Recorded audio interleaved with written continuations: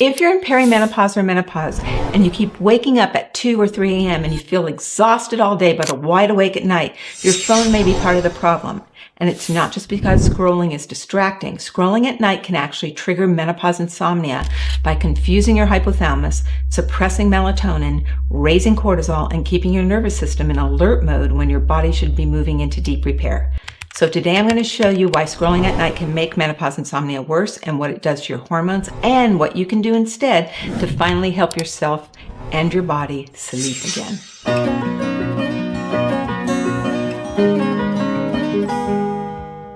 First, let's talk about what is supposed to happen at night. After dusk, your body is designed to slow down. Your hypothalamus reads light and darkness from your environment. When it gets a signal that the sun has gone down, it begins preparing your body for sleep. Your body temperature should start to lower, your cortisol should come down, your melatonin should rise, your digestion should slow down, your nervous system should shift out of fight or flight and into repair, and that rhythm is how your body knows it is safe to sleep. But when you're scrolling at night, your hypothalamus gets a very different message. The light from your phone, especially blue light, tells your brain that it's still daylight. So instead of making more melatonin, your body may suppress it. Instead of calming down, your brain stays alert. Instead of dropping into deep sleep, your nervous system stays activated. And if you're already in perimenopause or menopause, this becomes even more of a problem. Why? Because estrogen and progesterone help regulate sleep. Progesterone has a calming effect on your brain. It supports GABA, which is one of your calming neurotransmitters. When progesterone starts to decline in perimenopause, you may have a harder time settling down at night. You may feel more anxious. Your thoughts may race. You may feel tired, but you cannot fully relax. Estrogen also helps regulate serotonin, body temperature, and melatonin rhythms. When estrogen drops, your hypothalamus becomes more sensitive.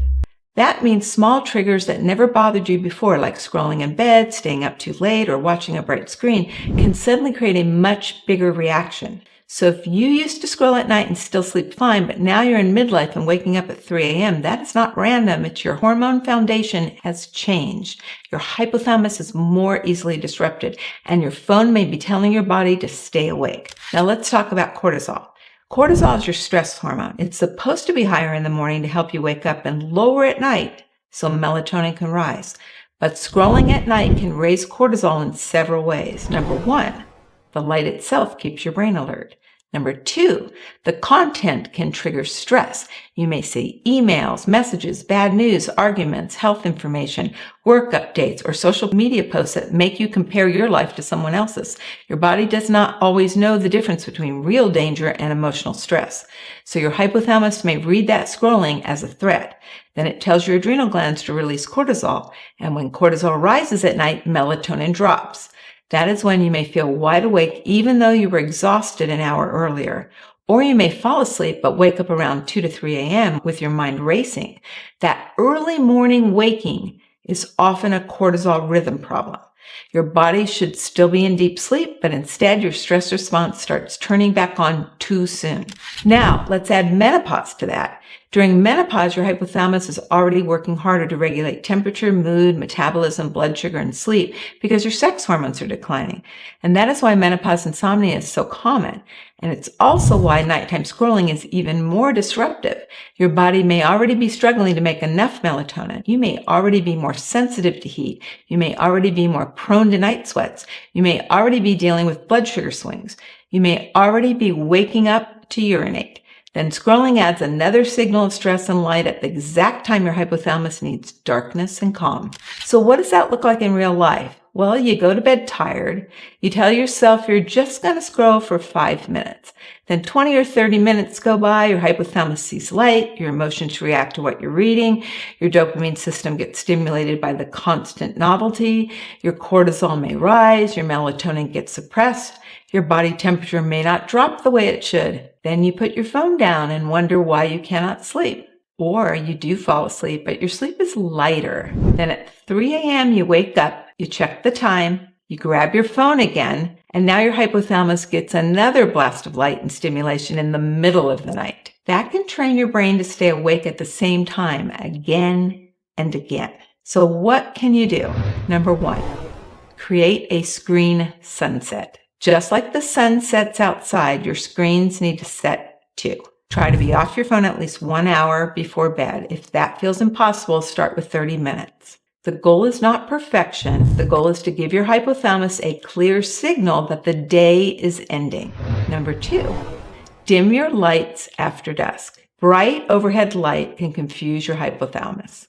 After dinner, lower the lights. Use dimmer lamps.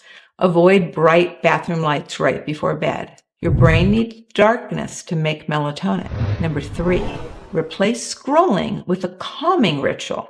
Most people do not scroll at night because they need information. They scroll because they are tired, overwhelmed, lonely, anxious, or trying to decompress. So give your nervous system a better way to decompress. Read a calming book. Take a warm bath. Stretch. Pray. Journal. Listen to calming music. Do some slow, deep breathing. Put your hand over your heart and remind your body, I'm safe, the day is done. Your hypothalamus responds to safety. Number 4, keep your phone out of bed. Your bed should be a sleep cue, not a scrolling cue. If your brain associates bed with light, stimulation, stress, and dopamine, it becomes harder to sleep deeply.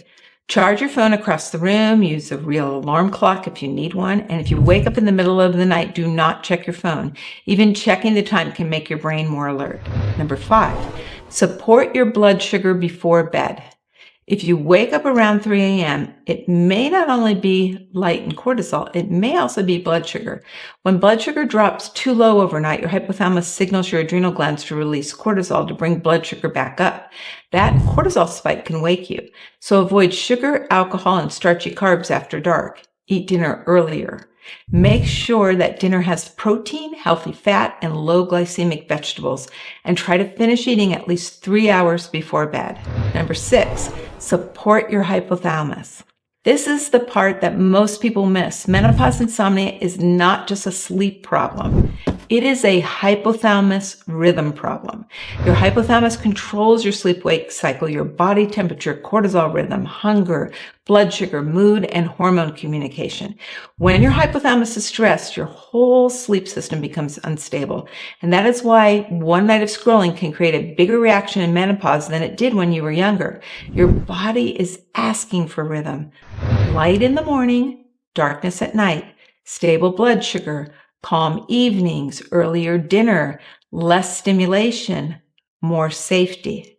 So, if you're struggling with menopause insomnia, start by protecting the 2 hours before bed. That is when you teach your hypothalamus whether it is safe to sleep or whether it needs to stay on alert. Scrolling at night may feel relaxing in the moment, but to your hormones, it may be sending the wrong message. It says daytime, it says stimulation, it says danger.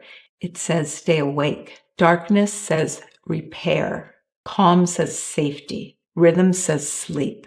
If you're dealing with menopause insomnia, 3 a.m. awakening, night sweats, anxiety, belly fat, or feeling wired but tired, I created my free hormone reboot training to help you understand how to support your hypothalamus and bring your hormones back into balance naturally. Click the link in the description below to sign up and tell me in the comments, do you scroll at night or check your phone when you wake up at 3 a.m.? I'll see you in the next video.